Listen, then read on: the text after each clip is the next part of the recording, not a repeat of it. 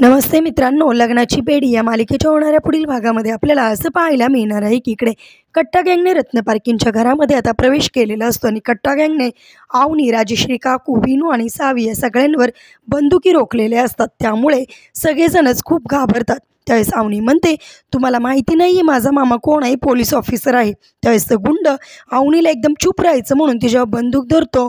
त्यावेळेस राजश्री काकू घाबरते आणि म्हणते, तुम्हाला काय पाहिजे त्याने आपण, प्लीज आम्हाला सोडा असं म्हणून त्या गुंडांना रिक्वेस्ट करते। परंतु कट्टा गँगचे गुंड काही ऐकत नाही। तर इकडे सिंधू आणि राघव सगळं काही बघत असतात। ते मुद्दामून लपून बसलेले असतात, कारण त्यांना कट्टा गँगला पकडायचे असते। त्यावेळेस लगेचच इकडे सावीचा आवाज येतो की आई तू कुठे आहेस। त्यावेळेस लगेचच इकडे सिंधू सावीकडे जायला लागते हो म्हणून। त्यावेळेस लगेचच राघव सिंधूच्या तोंडावर हात ठेवतो आणि म्हणतो की तुम्हाला माहिती आहे ना, तुम्ही एका पोलीस ऑफिसरची मुलगी आहात आणि त्याबरोबर तुम्ही एका पोलीस ऑफिसरची बायकोसुद्धा, असं म्हणून तिला जाणीव करून देतो। म्हणजेच आता राघव आणि सिंधूच्या चाणक्य बुद्धीमुळे आता कट्टा गँग राघवच्या हाती लागलेले आपल्याला पाहायला मिळणार आहे। असेच मालिकेच्या पुढील अपडेटसाठी तुम्ही आपल्या रंजक मराठी चॅनलला नक्की सबस्क्राईब करा।